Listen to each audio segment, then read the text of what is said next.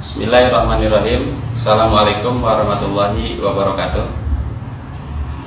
Bapak Ibu sekalian, sahabat Sinergi, mitra PT BES, kami dari tim konsultan ingin berbagi sharing bagaimana cara membuat larutan ekofarming.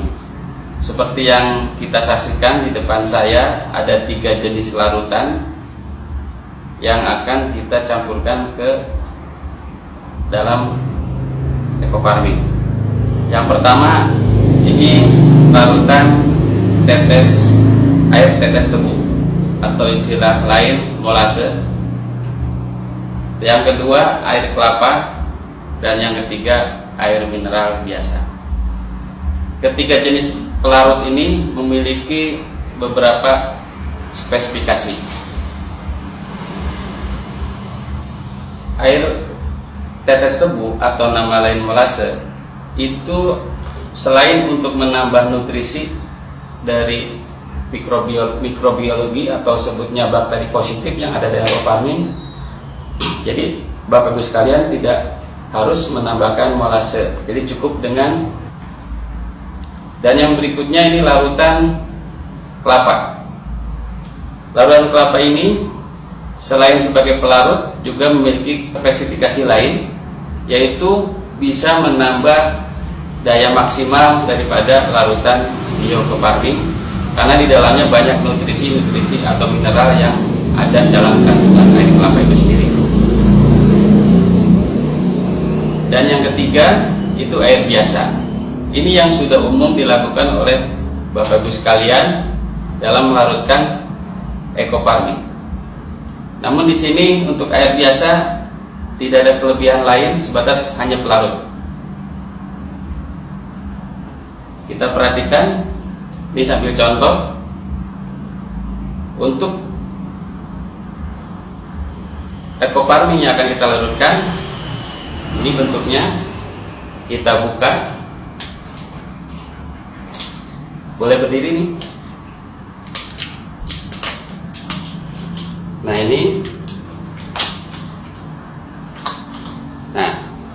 ini adalah ekofarming dalam bentuk padatan atau tub yang di dalamnya itu ada plastik pembungkus.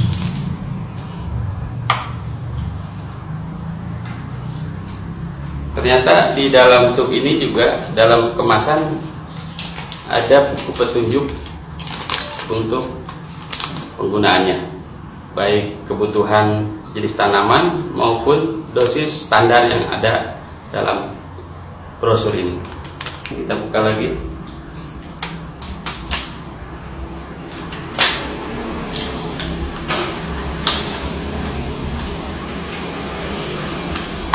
Ya, sama juga.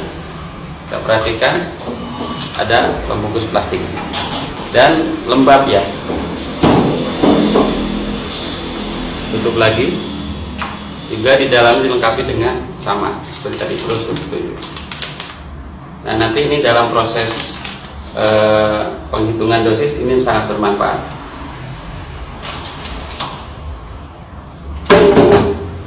Mari kita langsung saja tata cara pembuatan larutan, mulai dari larutan tetes tebu ya.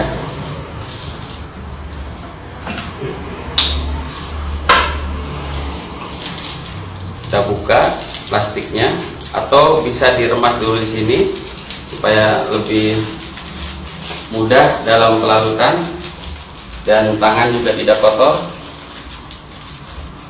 Dan kenapa di dalam plastiknya? Ini satu alasan supaya tangan kita barangkali kalau yang masih belum disterilkan bisa menunjukkan kontaminasi. Ini maaf contohnya tidak pakai alat sarung tangan, tapi sengaja saya supaya lebih steril, jadi remukannya di dalam plastiknya saja. Kita masukkan.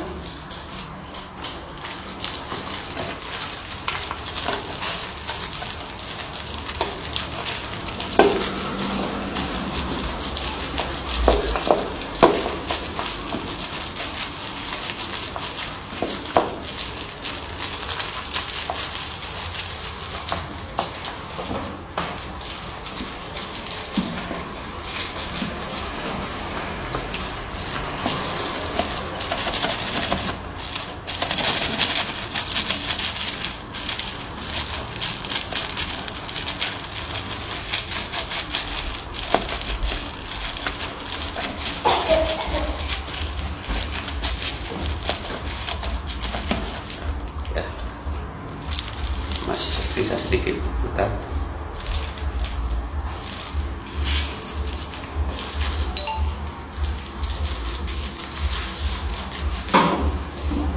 Ya, ini larut ekoparmin yang sudah dihancurkan dan dimasukkan ke wadah yang akan kita jadikan biang ekoparmin.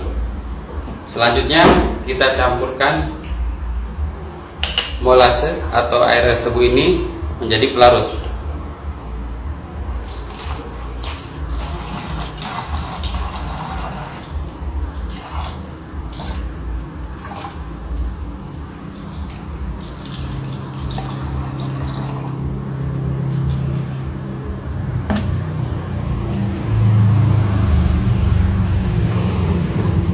Perlu diketahui juga isi normalnya ini 600 ml, sementara saya asumsikan posisi di sini berarti sekitar setengah liter. Jadi kalau 2 hitung ditambahkan 1 liter.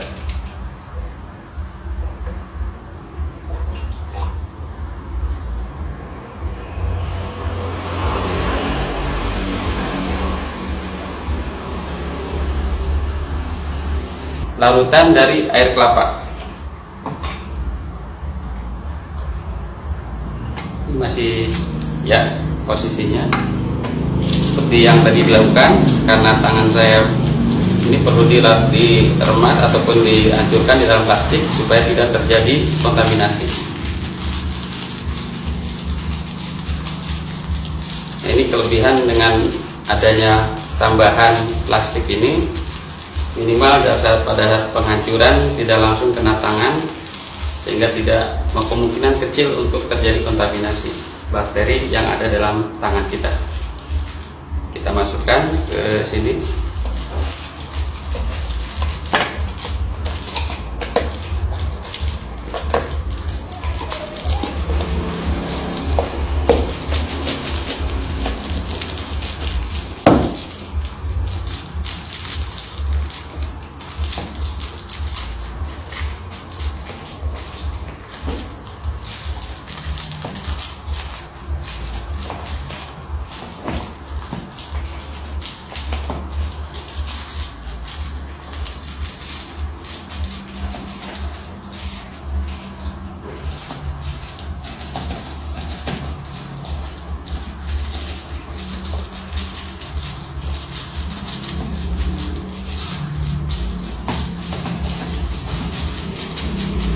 Memang karena lengket jadi agak lumayan untuk memasukkannya,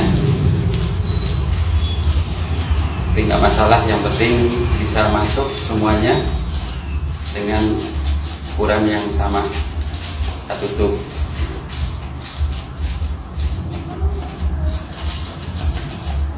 Oke, kurang lebih hampir habis.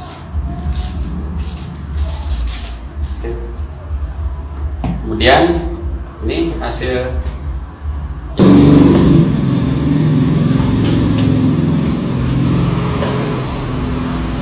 botol kedua.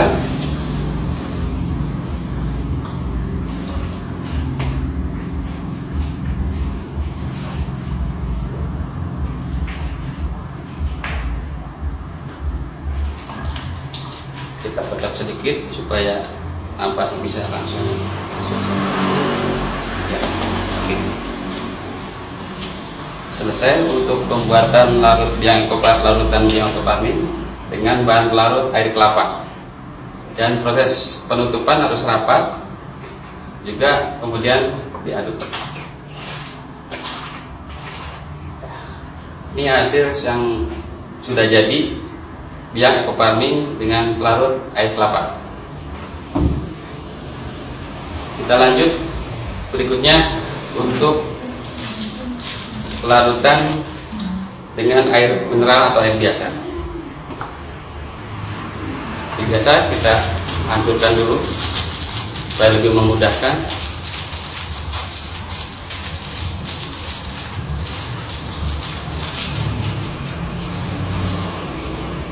Kita buka botol untuk penyimpanannya.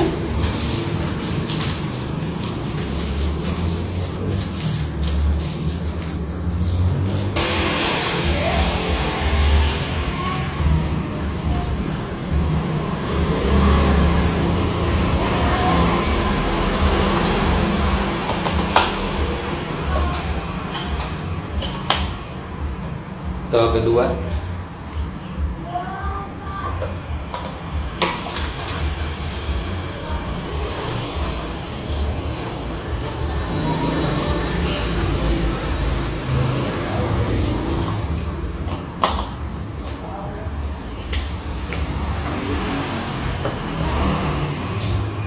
Ditutup rapat supaya memudahkan untuk pengadukan.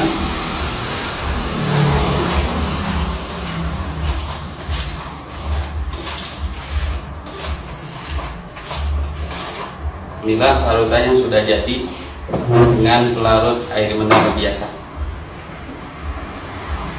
Nah, kita taruh di belakang ininya supaya kelihatan perbedaannya, mungkin karena reaksi dengan beberapa pelarut yang berbeda.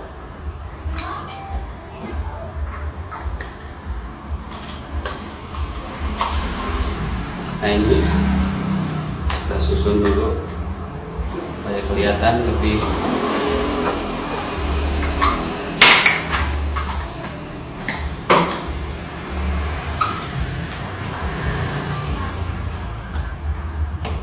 satu lagi.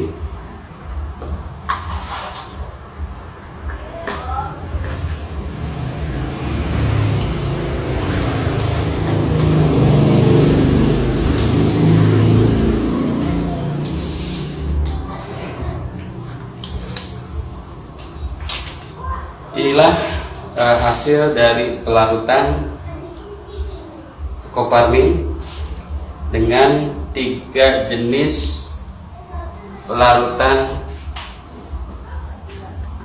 yaitu air tetes tebu molase, ini dengan air kelapa, dan satu lagi dengan air mineral.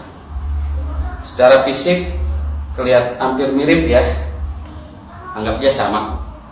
Tapi yang membedakan nanti hasil dari pelarutan ini tentunya akan memiliki efek yang berbeda-beda. Yang pertama, ini jelas dengan molase kita tidak perlu lagi menambahkan molase untuk dalam waktu penyimpanan yang lebih lama. Yang kedua, ini juga sudah mengandung mineral, bahkan ya air kelapa juga di dalamnya ada glukosa. Jadi ini sudah tidak perlu lagi ditambahkan molase atau nutrisi mikroorganisme. Yang ini yang terakhir, ini mesti ditambahkan molase kalau disimpan lama. Terus untuk nanti pemakaian berikutnya setelah selesai membuat larutan, ini menjadi ukuran bahwa larutan ini nanti akan dibagi dalam bentuk dosis ataupun penghitungan konsentrasi dalam aplikasi penyemprotan. Nanti pada sesi berikutnya kita akan terangkan atau sampaikan materi tentang bagaimana cara menghitung dosis dan konsentrasi penyemprotan. Demikianlah untuk sesi ini kita akhiri, bahwa dengan Ecoparmin insya Allah kita siapkan larutannya, tinggal aplikasi, mudah-mudahan bisa akan lebih bermanfaat untuk petani, khususnya solusi buat petani. Harapan kami dengan menggunakan farming ini dan cara pelarutan yang benar itu memberikan dampak yang lebih positif dan lebih kedepannya petani menjadikan solusi untuk pemupukan berimbang. Demikianlah beberapa yang bisa kami sajikan. Semoga bermanfaat. Salam sinergi, go berkah, no riba. Assalamualaikum warahmatullahi wabarakatuh.